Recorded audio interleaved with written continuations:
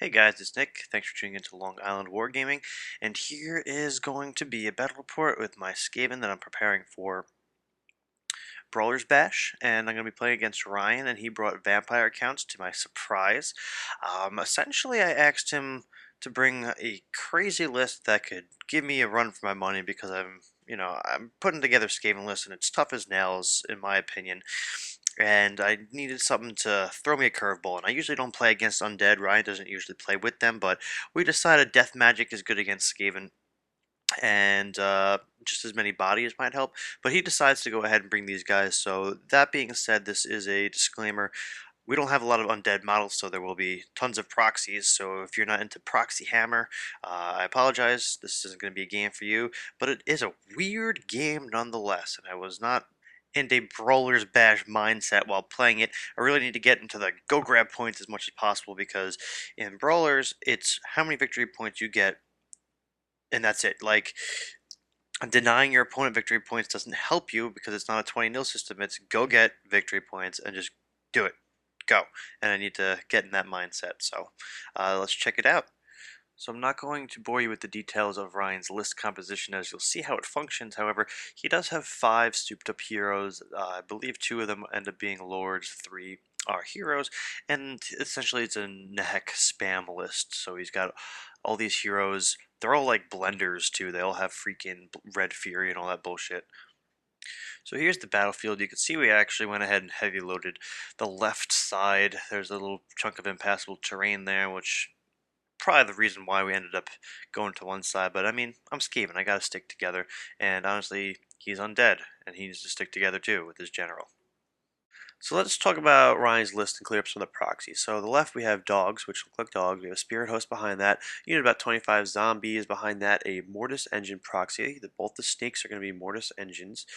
2 more units of zombies. The one behind is going to be the bunker. I believe that's the general with death magic, level 4. The unit of white guys are actually skeletons. And there's 4 heroes in there. And then we've got the Mortis Engine again, more zombies, and then 1, 2, 3, 4, 5, 6, 7, 8, 9, 10, 11, 12 Cryptars, which is nasty because the way this works, which I'm new to this, I'm sure some of you might already understand it, but the Mortis engines have an area of effect giving units nearby regen, and 1 point per Mortis engine, so everything near 2 of them gets +2, so they have a 5-up regen, and the Cryptars are going to have a 4-up based on their 5-up original. And the other thing is the aura spam that you're going to get from the Mortis engines. It's the 2d6 plus the turn number, and all enemy units get, I believe, d6 hits at strength of the turn number. So as the game goes on, it could really clear off chaff. It could really do some damage to small units or even big units. Well, say like a unit of Monsters Cav, once it goes up to like turn 5, that could be annoying, and it can affect units in combat too. So, but the way this list is going to work is he's going to spread out and have all the zombie units just go crazy with getting some more zombies with Nehek because he's got all these different caches. There's a lot of channels attempts. They all have the Nehek spell, and then there's going to be the one with death magic, which will allow him to maybe regain some more dice back. So it's just an interesting list. So my strategy is going to be just to avoid the hero bus and avoid the Cryptars and try to deal with everything else if possible. So this isn't a list I want to really run up to, which is not a very brawler-like situation. I need to get points, but how? This is just a lot of bodies that are going to keep coming back and keep coming back. Also, the War Shrine behind is a corpse cart. So these dogs go ahead and Vanguard. I didn't realize that all the dogs come with Vanguard base. And here's just a quick shot of my deployment. Again, the Vortex Beast is the proxied second Hellpit Abomination that I'm constructing right now. And it's a pretty standard, altogether messy deployment.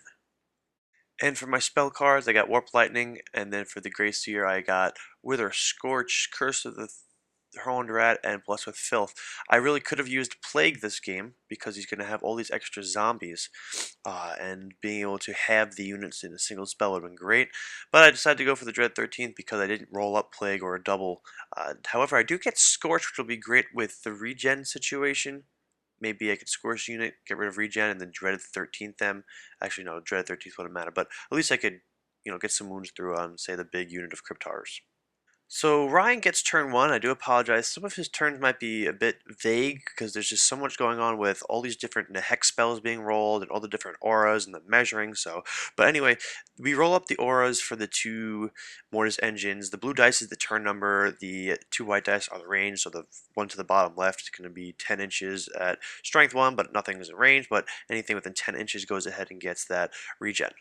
Will correct myself, however, it is 2d6 hits also at the strength of the turn number for all enemies within range. Man, these things are good. I am so oblivious to the potential of undead. So these dogs can't charge because they vanguarded, so he just reforms them to get all of them into combat when he does go ahead and charge. For magic, he does go ahead and get 9 power dice. I get 4. And he got some along the way with the channels because he got so many heroes. But this is what happens, at least with the heck spam bullshit. So many guys get resurrected. So the unit on the top ends up with 10 extra zombies. We're going to use dice instead of actually pulling out the models. It's just too much extra work. The unit in the middle has, it looks like 15 extra guys, and then 18, 19, 20, 21, 22, 23. That one has an extra 23 guys. It's just crazy. So, and also, if I believe correctly, the Morse engines do give +2 for those Nehek castings, which is pretty cool also. So I don't really know what I'm doing, so I go ahead and let most of those through. I deny 1 or 2 because he's got enough dice to one dice a bunch of them.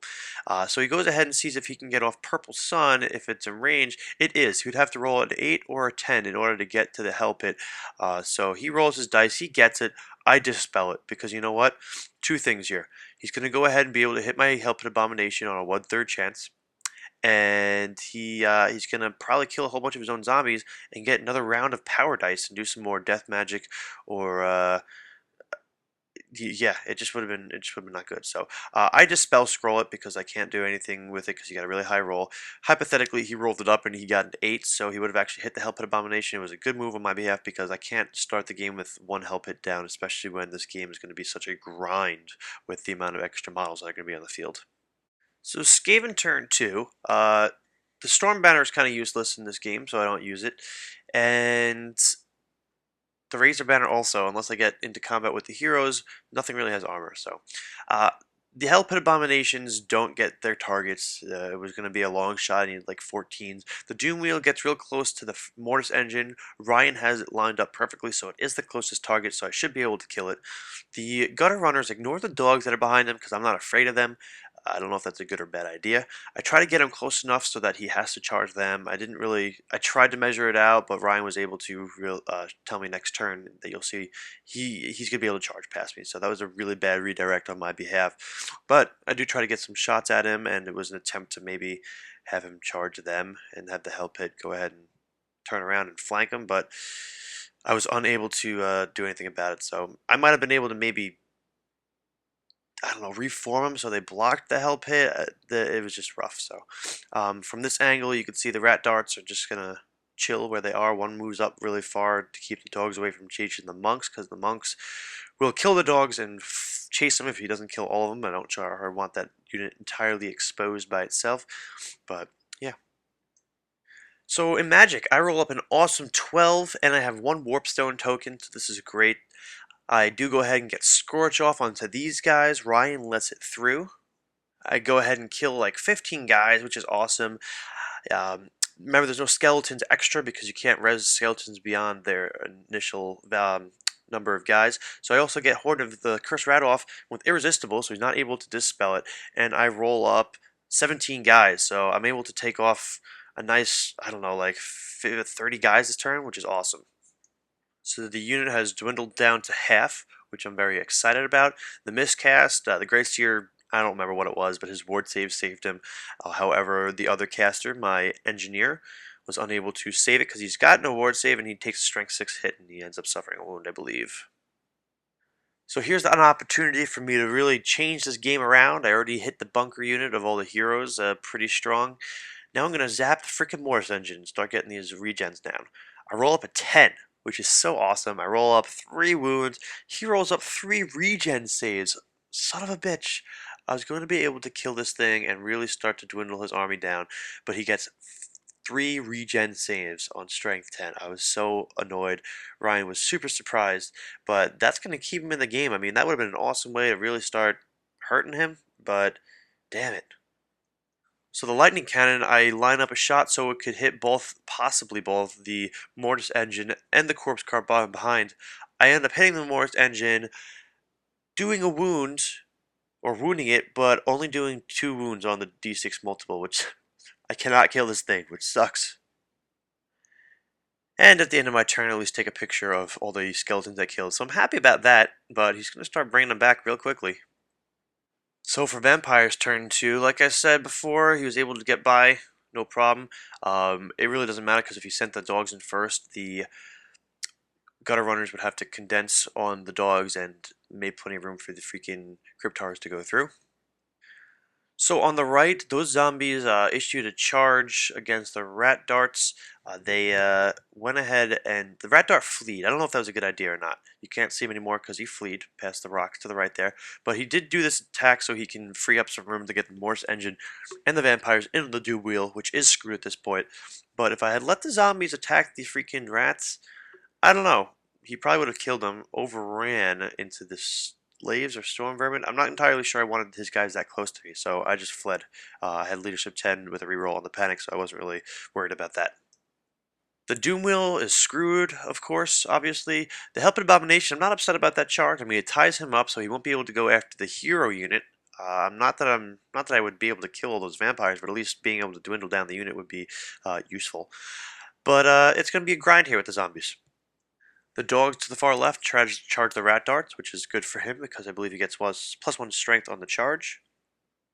So he gets 6 dice, I get 6 dice with channels and everything being said, and I no longer have a dispel scroll, so I save all my dice for another purple sun, which I'm able to dispel at the end, but not after he gets like 3 Neheks off. So you could just look at the dice, look at all those 6s. That's just how many more extra zombies are on those units. You wouldn't really, I don't know if you'd see this kind of a list in a tournament because someone would actually have to have all those zombies for it to be legal. But we're getting to the point where we need to start measuring where the zombies would be. This way we don't hit units behind and whatnot. But you can see how many skeletons come back. About 20 skeletons come back, and that's what I'm the most upset about. So the auras for the thingamajings go off, but the regen doesn't really do anything for me this turn at least. But a wound is done to the Dew Wheel from the stupid aura, which is crazy. He rolled up a 6 and I failed my armor. So I don't know what the hell happened here. My gutter runners, I had 8 attacks with poison against these dogs, 3s to hit, 4s to wound. I'm unable to freaking kill more than 2. He doesn't do anything to me, but I flee based on the fact that he charged and rear charged, and I'm only leadership 7, and I didn't kill enough guys to tie, so I actually flee. He chases me down, and I'm dead. Man, I did not see that coming. In this combat here, the Helping Abomination takes a wound or 2. He's unable to really damage this unit based on the fact that he rolled a feed, which is nice and all, but he got regens, and I was really hoping for a 2d6 hits or 3d6 hits, but nope, and I can't stomp, so it's a little rough. Again, over here, this Helping Abomination rolls up feed, which I'm not really happy about, but I do a handful of wounds, and then Thunder Stomps, like I rolled a 1, so I didn't kill anything, so I killed a few guys, but the fact that he's got a banner and 3 ranks and a charge, he doesn't crumble at all, which is so funny. Zombies are supposed to crumble, no matter what. So, the Doom Wheel dies. I don't even get a wound onto the Mortar Engine. It wouldn't have mattered because all of the Nehek spells were able to regen his wounds. But, I figured grind. If I rolled a good grind, I'd be able to kill him. Nope. Nope. Doom Wheel sucked. So the rats, they would have done better if there are more of them.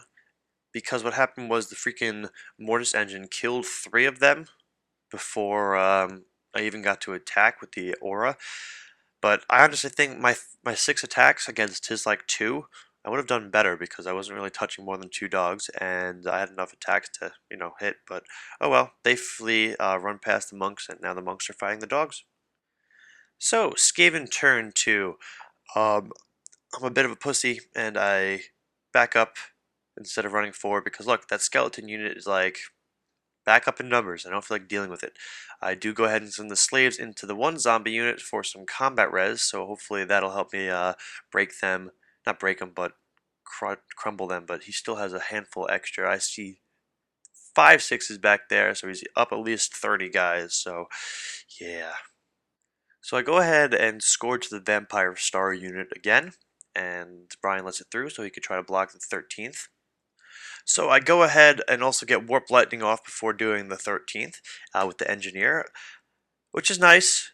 The condenser is really helping me. I'm getting some extra channels here and there, but with the Warp Lightning, I get D6 plus 2 with the condenser that I have, unless I roll a 1, in which I just hit myself and don't get anything. So I go ahead and roll a 1 and hit myself, which is so stupid. I could have really done some damage to this Morse engine, maybe even killed it.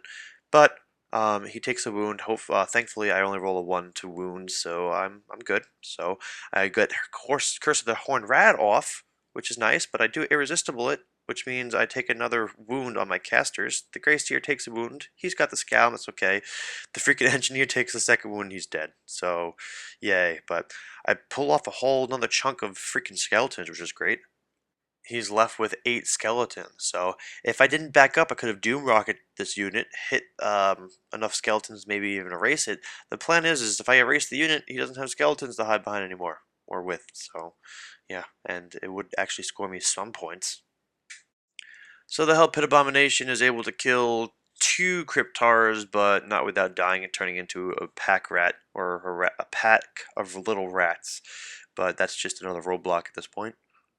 And in combat over here, I am able to crumble them a bit based on the fact that I charged, did some wounds this turn, um, and the Hell Pit Abomination actually did some damage, which is nice, because he didn't roll up feed. The one that just died rolled up feed, so I got 3 feeds at the beginning of this game, which is why I wasn't able to have enough damage output, and yeah, but so he's down to being only over 16 extra zombies. The dogs somehow kill 3 freaking plague monks, but it's probably because I think they have the same initiative and they go at the same time. But here's the lay of the land at the end of my turn. So in Vampire turn 3, these Cryptaros go ahead and attack the swarm of rats. The aura from the Mortis engine somehow pull off a wound onto the freaking Hell Pit Abomination. And then after magic, he's able to go ahead and bring back a whole bunch of extra guys. We decided to turn the dice into 5s instead of 6s. This way we can also see how many extra ranks it is.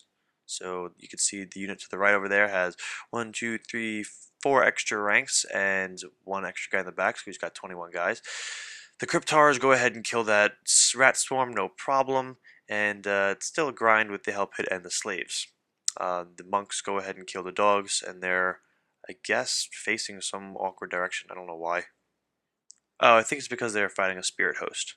But quickly back to Skaven turn 3, we have the Doom Rocket. I don't do much moving. I back up because I don't know what to do. I do the Doom Rocket, and I wound all of them. All of them. I even do a wound or 2 onto the vampires. The problem is the regen saves the 3 command, so I actually do not destroy the unit, which really sucks. Really, really, really sucks. I skipped magic because I didn't have enough dice to really do anything or talk about anything worth mentioning, but man, if I had gotten this unit down a little bit smaller and then dreaded 13th them, I would have been able to just wipe all the vampires off the board. I would have just been able to wipe them off, which would have been awesome. But now that this unit is almost dead, I'm going to get no points for them, and he's going to probably go ahead and bump the vampires into a different unit. So since these guys charged and have 2 ranks and a banner, they're able to do 2 wounds to the spirit host. I wasn't able to do any with attacks because he's ethereal. So Vampire turn 4, this goes ahead and finally happens. The freaking Cryptars flank charge the slaves. I didn't know if this was a good move on my behalf, keeping my flank or not. I wanted to keep the flank, this way there was no way for him to get around. I could have reformed them so they were facing, but you know, he still would have gotten the same amount of attacks, and I'm still stubborn with 10 leadership rerollable. So I don't know. Spirit Host also got in. One thing me and Ryan was talking about, I could have sent the slaves forward and then just had the Storm Vermin run behind these slaves and then go attack the Cryptars with the Flame Banner, which would have been nice because, I mean, They would have gotten rid of the regen, but I would have killed them and got some points. Thing is, though, once they started moving towards the Cryptars, what was going to stop Ryan from backing these guys up away from the Storm Vermin? Because the Vermin were a hard counter with plenty of attacks and horde formation, the Lord on Bonebreaker, and Flaming. So here's the rest of the battlefield with Ryan's movement. It's kind of a stalemate. Neither of us are engaging, which is kind of a lame game, but at the same time, when one of us makes the wrong move, we make the wrong move. So the vampires go ahead and move into the zombie unit to the right there, and you could see my engineer had popped out of the unit last turn, so I have a double flea right there, which is going to prevent him from charging the bell unit. And I mean, if he can get the vampires into the storm vermin, that would be great for him. He'd be able to kill a whole lot. He's got 4 vampires with red fury and plenty of attacks and whatnot. The Bonebreaker would be able to do enough damage to kill, say, 1 vampire, but 1 vampire turn isn't really that good when he's going to have so many attacks to really grind through the freaking storm vermin. Yep, so Ryan finally gets a freaking purple sun through. So, yeah, I can't dispel this one. I tried, but he goes ahead and kills the Hell Pit Abomination and a few clan rats, but that's it. So he gets a whole bunch of the Nehek spells off. The zombie unit in the back has so many guys that he's actually capped out because we measured it out. They'd actually be hitting the back of the table at this point. Another thing that I'm going to mention that is really hard to see without the extra models is his units are so far back now with all these extra guys. They have no direction except straight to travel in because they're just parallel to each other. They have no wiggle room to move. So that's another thing that kind of messes this list a little bit. But whatever, he's doing fine. So more skeletons come back, so I failed to kill those guys for points. 15 slaves die, which is fine, but I'm leadership 10, and I stick. So the spirit host has actually fought his way out of combat at this point. And combat res has killed the spirit host. So escapement turn 4. I don't do anything. I move up the rat dart to chomp up the vampire bus. But my problem is I don't have a solution for that huge unit. Because remember, we got 1, 2, 3, 4, 5, 6, 7, 8 extra ranks of zombies. And those vampires, I'm going to assume, have 20 attacks accumulative. Against Storm Vermin, they're going to get a whole lot of them through. So 20 attacks, we'll say another 15 from Red Fury. He's going to kill 25 guys. Minimum 30, 35 guys. It's just it's just gonna be a mess. So I really don't have a solution for them. That's why I don't move up those storm vermin. Again, like I said before, I could have moved the slaves up to block up the vampires and sent those storm vermin after the cryptars and killed them for points, but I honestly think Ryan would have backed up the cryptars and it would have never gotten to them. So here, I actually was able to somehow reform to face him. I don't know how, because I kept losing combat really bad, but I think I rolled up Snake Eyes. But the good thing is I can get some extra attacks against him. The bad thing is I've got less ranks. So I've given up on the vampires and their unit that they're hiding in, so I go ahead on these guys. They're fighting slaves, which is great. So I go ahead and scorch them. Strength 4, toughness 5, I only get 2 wounds through. But the great thing is I could not have landed a more perfect shot with the freaking lightning cannon. So I rolled up the exact rolls I needed. I hit 9 guys. I don't remember the strength, but I end up peeling off 3 guys. It could have been better if he didn't regen a handful of the wounds, but oh well. And here's just a shot of the battlefield, I guess. Ryan started putting the Morse engines on angles because he kind of was putting them flat against the cannon's range. This way there would be less areas for me to hit him if I overshot. But now he started tilting them so he could see things because supposedly they have a freaking scream attack also. So they were shooting at me. So this charge was made this turn. I was able to take only 1 wound, which is great. I had 20 attacks coming out, so I was able to kill a bunch of guys. And these guys were never in the 12-inch bubble or the 6-inch bubble of Nehek, so they never ever got extra guys. So if I could grind this unit down, maybe I could go after that freaking Mortis engine. So the end of the game ends up being more of a stalemate. In Vampire turn 5, he goes ahead and death magics the BSB. and we played out the rest of the game, but honestly, nothing happens. The skeletons get in the way. The vampires were unable to make it to the storm vermin. The storm vermin didn't want to attack the freaking vampires because I was just going to lose all my guys very, very quickly. The bone breaker has a handful of strength 5 attacks, but I don't know. Even with the 4 board save, they could kill him if they focus fired him down. It was just kind of messy. So I'm not quite sure what else I should have or could have done. I'm sure if you guys have any ideas, please feel free to leave them around in the comments below. But it was just a grind. That skeleton unit that now has 25 guys in there, I killed that unit like twice. I must have done at least 50 to 60 wounds to that unit, and I'm getting no points for them because they keep coming back, which makes me wonder, how am I going to do well against a vampire unit? I mean, this is not going to be a vampire army. This isn't going to be the typical army because there's just so many zombies. It's not really great in tournaments, I think. I don't think it's going to be great against every army. Against my army, it worked out well, but I don't know. I also don't think I'm going to see that many vampires. If I can see less vampires, I think I'm in good shape. But this was just a really screwy game, and it was tedious, but I appreciated the fact that Ryan did it because it made me realize a few things.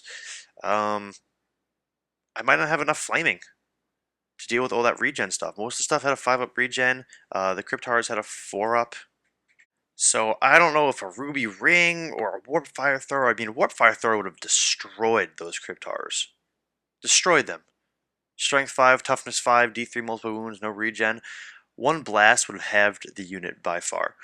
But I didn't have that, and Ryan was laughing at me when I didn't, because I'm not running one in this list, but I am kind of short on the flaming, so I don't know if I had been able to rush the Bell unit into a unit of zombies and just kind of grind it away there. That would have been nice, but I would have had to protect myself against all those vampires, and I'm not sure how I would have done that. If that Doom Wheel would have just killed that Mortis engine early game, it would have been so much different, I think. I really do. But, I don't know. I don't think the Corpse card did much, but I don't know. Let me know what you guys think. I was a little confused with this game, and maybe I don't have as much damage output as I was anticipating with this list. Maybe the vampires were just intimidating me to all hell, but I mean, I feel like if I can get that Storm Vermin into a unit that I can kill, that's not just a hero wall, I feel like I'd be doing alright, but I don't know. Another thing I realized is I need to make sure the bell's getting in the right place for magic because Wither was never in range, and what was the other spell? I think it was just Wither that had the 12-inch range. So if Wither would have been getting off into those vampires, yeah, I would have been able to kill them a lot more easily with Storm Vermin and the Lord on Bonebreaker. But anyway, I hope you guys enjoyed this interesting game. By far one of the more interesting weird lists and armies that I've played against. So thanks for bearing with us with the proxies, and see you guys in the next video.